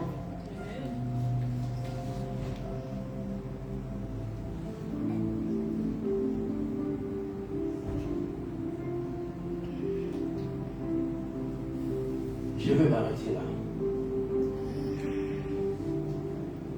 J'ai parlé du gnosis, la connaissance générale intellectuelle utile, mais qui ne peut pas bâtir ta vie en Christ. Ça c'est bien pour les choses du monde. Mais en ce qui concerne la marche avec Dieu, tu dois avoir la connaissance révélée, l'épignosis. Non, pas le ginoso. Le ginoso. C'est la connaissance qui t'amène à découvrir ce que tu sais maintenant. Christ est mort pour moi, pour mes péchés. Mais pourquoi il est mort pour mes péchés? Qu'est-ce qui s'est passé? Et qu'est-ce que j'étais? Tu découvres. En fait, c'est l'image de quelqu'un qui te dit, je t'envoie un colis. Tu sais qu'il y a un colis qui arrive, mais tu ne sais pas ce qui est dedans. Le ginosko, c'est quand le colis arrive, quand tu ouvres, tu dis, waouh, Christ est mort pour toi. Maintenant, pourquoi il est mort pour toi? Tu commences à découvrir ces choses. C'est là que tu dis, waouh. Tu vois, tu ne t'arrêtes plus à la croix. Tu es maintenant à la résurrection. Parce que quand il est ressuscité, c'était pour te donner, offrir le colis. Que tu dis, waouh. Nous avons parlé de Aïno, la connaissance absolue. C'est quand tu ouvres le colis. D'accord? Ça devient ta possession. Tu comprends cela maintenant. Et tu marches dans cela. Paul disait dans Galates chapitre 2, verset 20, on va finir par là. Je suis crucifié avec Christ. Et si je vis, ce n'est plus moi qui vis. C'est Christ qui vit en moi. Et là, il dit, la vie que je vis maintenant dans la chair, je la vis dans la foi au Fils de Dieu qui m'a aimé et qui s'est livré lui-même pour moi. Tu comprends maintenant pourquoi tu vis. Tu comprends maintenant pourquoi tu es sur la terre. Tu comprends maintenant pourquoi tu es chrétien. Tu comprends maintenant pourquoi tu crois en l'œuvre de Jésus-Christ. Tu as un but. Alléluia. Je vais t'inviter à te lever.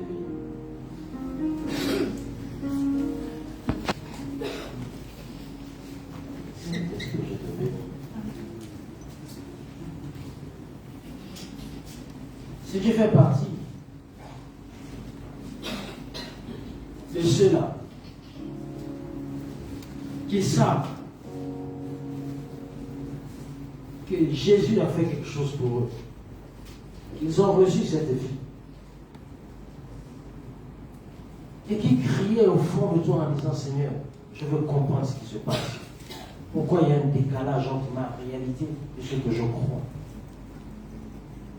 Lève simplement ta main. Nous allons prier ensemble parce qu'il a dit, si 2 ou 3 s'accordent sur la terre pour demander quoi que ce soit, il leur sera accordé. La prière d'accord, Dieu nous l'a donné parce qu'il savait qu'au travers de là, il y a des choses qui se passent que tu ne peux pas avoir tout seul. Si tu veux marcher maintenant dans la pleine connaissance de cette vie-là, comprendre tout ce que la vie de Christ t'a donné, tout ce que la vie de Christ a rendu disponible pour toi, que tu ne marches plus en tâtonnant, alors que tout est entre tes mains. Tu vas lever ta main et nous allons prier ensemble. Nous allons prier comme Paul en disant simplement, nous prions que Dieu te remplisse de la connaissance de sa volonté, qu'il illumine les yeux de ton cœur. Pour que tu saches quelle est l'espérance qui s'attache à ton appel. Pour que le Seigneur te révèle maintenant. Chaque fois que tu entreras dans ces moments d'intimité avec lui, qu'il te révèle, qu'il te montre, et que ces choses qu'il te montre deviennent une réalité en toi. Au point que tu sais, indépendamment de ce que quelqu'un dira, indépendamment de ce que les autres disent, c'est ta réalité à toi, personne ne peut te l'enlever. Ton témoignage personnel. Nous allons élever la voix ensemble en langue et après, je prierai. Élève ta voix en langue maintenant, avec cette pensée-là. Que tu es son fils qui t'a donné sa vie, Machia, Bradurado, Sinabra, Kaladia, Setabal. Irabro, Zelatou, Daraga, Sono, Tulame, Shirabra, Katina, Dos, Tetelebal. Iraba, Sono, Lobro, Tulama, Shirabra, Tilado, Sotabra, Tetelia. Lebra, Gazo, La, Bakasi, La, Purabashi. Karamaru, Dabaso, Dole, Shirabra, Tulabasu, Dabasu, La Rasuna Bakate, Shelebra, Bakata, Rasa Katila Braka Soto Bashin, Bakatuna Bakata, Basetekia. La Soto Bakatila Basoto, Shelebra, Basuna, Basuna, Bela, Yasuta, Braka, Emma Shoto, Braka, Lima Suta, Braka, Selebra, Basuna, Braka, Bashin, La Soto Braka, Selebra, Basuna, Braka, Selebra, Bashin. Lembra a azul do Bassuta, a sede de Bassuta, a solto da Bassuta, da Bassuta. Aleluia. Aleluia. Merci Seigneur. Père, je te loue, je te bénis. Père, tu vois les mains de ceux qui Machia, dit la bourse, la barre, dit la bourse, pour la barre, et se tiennent devant toi. Merci encore, Papa, pour tes paroles qui donnent la vie. Merci pour ces paroles, Seigneur Dieu, Machia, Brassou, Degalia, Salakaradia, qui ont commencé à produire la vie, qui ont commencé à réveiller ce qui était mort au nom de Jésus. Merci pour ces paroles au nom de Jésus.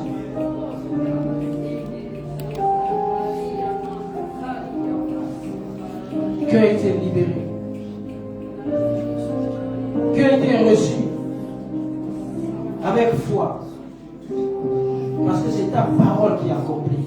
C'est ta parole qui donne l'héritage. C'est ta parole qui édifie. Père, merci encore. Je les confie à ta grâce. Je les confie à ta parole de nom de Jésus. Et je déclare au nom de Jésus que Satan, au nom de Jésus, n'a plus de réclamation à faire les concernant. Ils marchent dans la pleine connaissance de ce qu'ils ont reçu au nom de Jésus. Ils marchent, Seigneur Père, dans la révélation de ta parole. Ils ne marchent plus dans les ténèbres parce que ta parole est la lumière. Ta parole les éclaire au nom de Jésus. Saint-Esprit, merci parce que tu commences, Seigneur Père, une œuvre parfaite. Depuis le jour où ils t'ont reçu comme Seigneur et Sauveur. Et tu l'as continué, tu l'as marché. Merci pour ces paroles au nom de Jésus. L'influence du diable est brisée dans leur vie au nom de Jésus.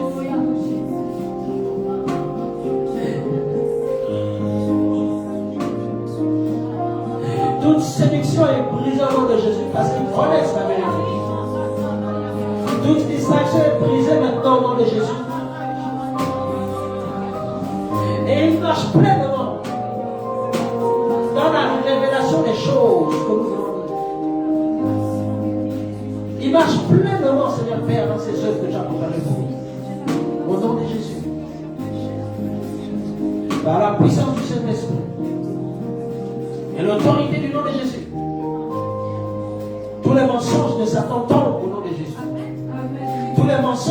qu'on tombe au nom de Jésus. Et ta vérité, Seigneur, Père, et leur partage. Tout ce que l'ennemi voulait faire afin de voler la parole au nom de Jésus est arrêté. Père, en eux le feu de la parole, Seigneur, la passion de la parole naît. La passion des Écritures naît au nom de Jésus. Seigneur, merci. Ils reçoivent au nom de Jésus cette grâce. La grâce de marcher pleinement dans ce qui vient d'apprendre. La grâce de marcher pleinement dans ce qu'ils ont reçu. La grâce de demeurer pleinement dans cela.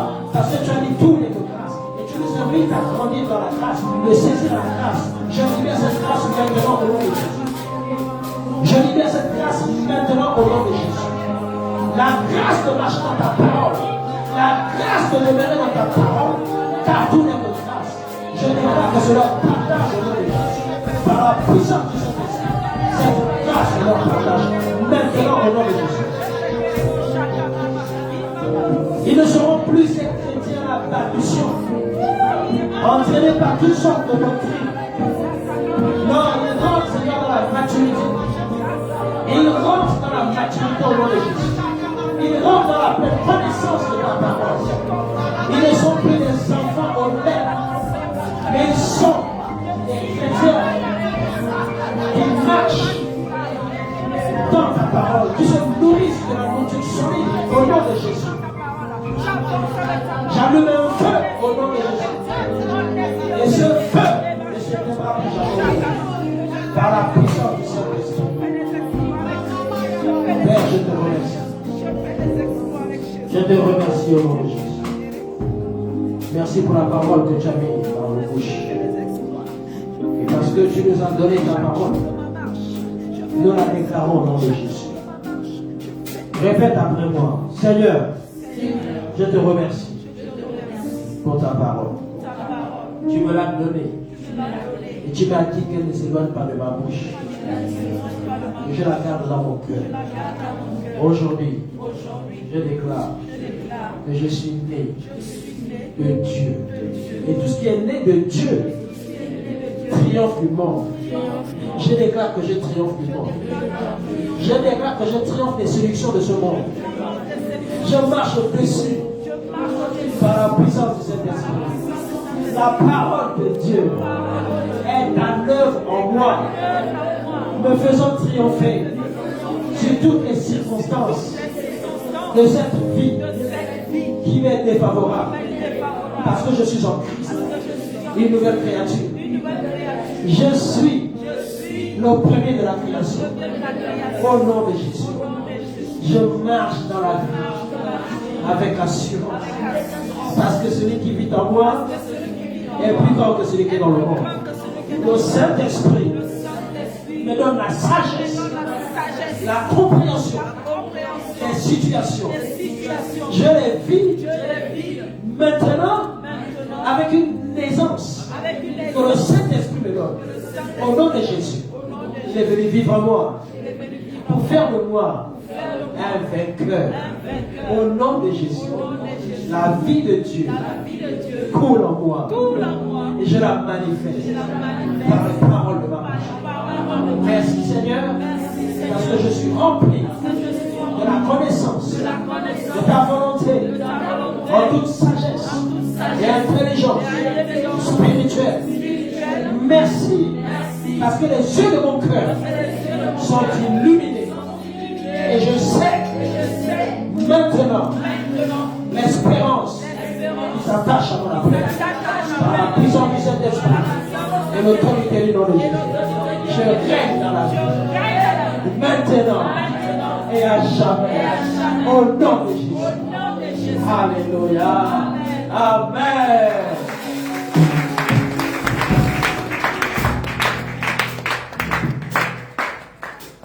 Je parlerai de ta bonté, de ta fidélité. Je dirai tout haut, ce que tu as fait pour moi. Je proclamerai la gloire de ton nom. Je parlerai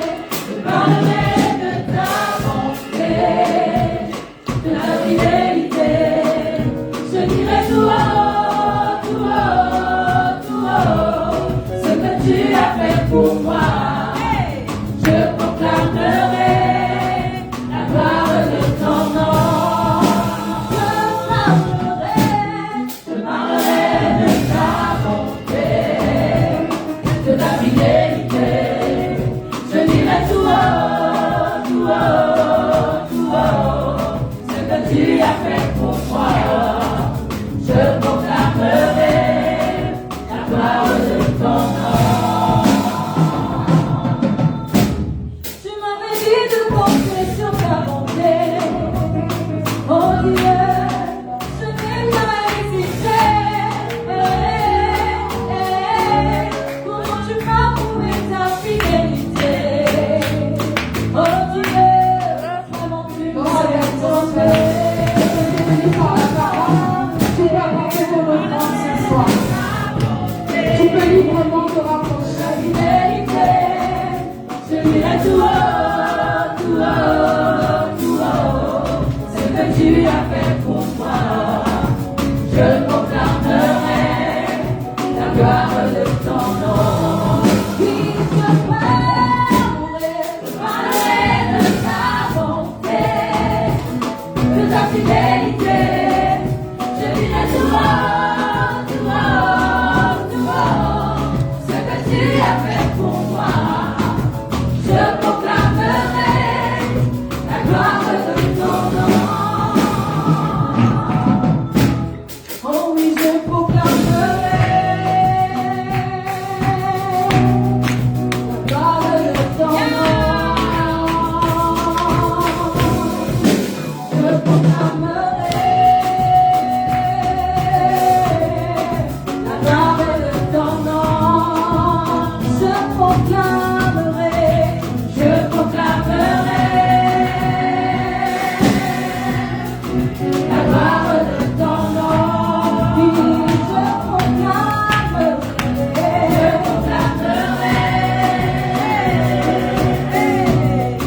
la gloire de ton nom. Oh, moi je proclamerai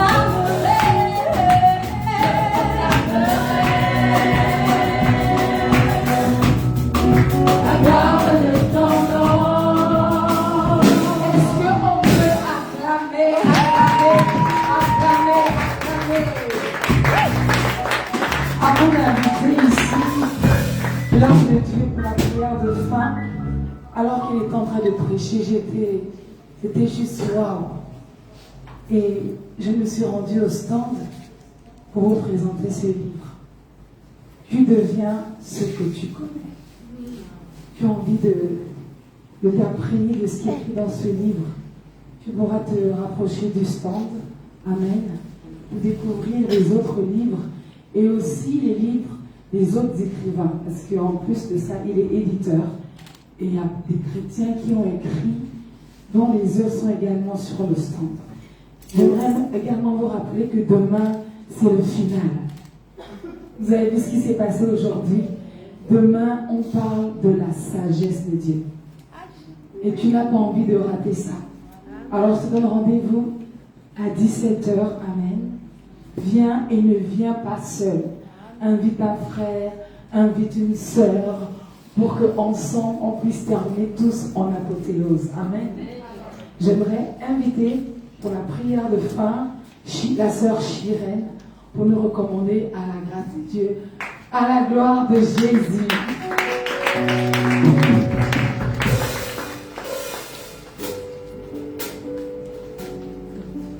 Merci Seigneur.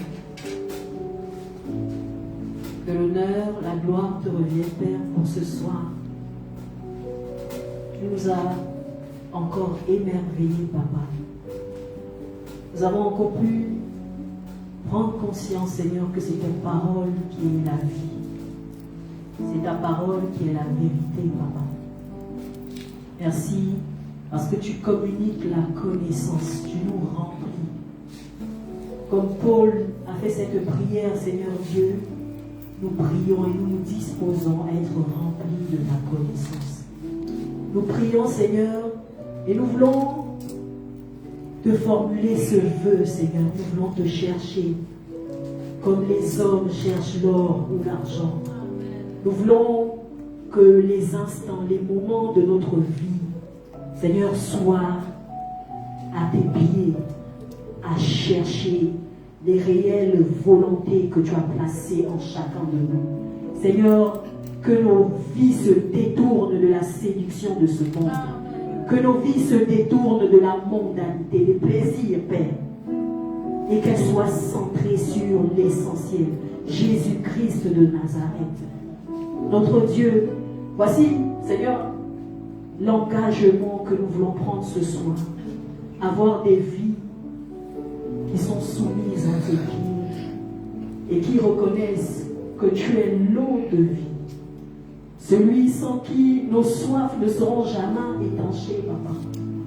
Le monde peut nous combler parfois. Les plaisirs de ce monde arrivent des fois à nous satisfaire. Mais combien de fois nous pouvons réaliser que réellement il y a de satisfaction dans Jésus-Christ? Ce soir, nous sommes résolus et nous avons compris que tu es la seule satisfaction de notre vie, papa. Et nous voulons véritablement comprendre la volonté que tu as placée en chacun pour désirer ardemment comme des hommes spirituels la nourriture spirituelle, éternel Dieu. Parce que tu as placé des desseins certainement parfaits en chacun d'entre nous. Et tu veux que nous les accomplissions, Seigneur. Je refuse que nous arrivions auprès de toi et que tu dises welcome back, Père. Avant que nous n'ayons accompli la destinée parfaite que chacun de nous a, Seigneur, en étant venu sur cette terre, chère de grâce. Je refuse, Père, que nous soyons dans ce cimetière, Père, et que nous n'ayons pas réalisé le projet merveilleux avec lequel chacun de nous est né, éternel Dieu. Et je prie que ce soir, alors que cette parole a été libérée dans la vie de chacun, qu'il y ait des projets qui commencent à se réaliser.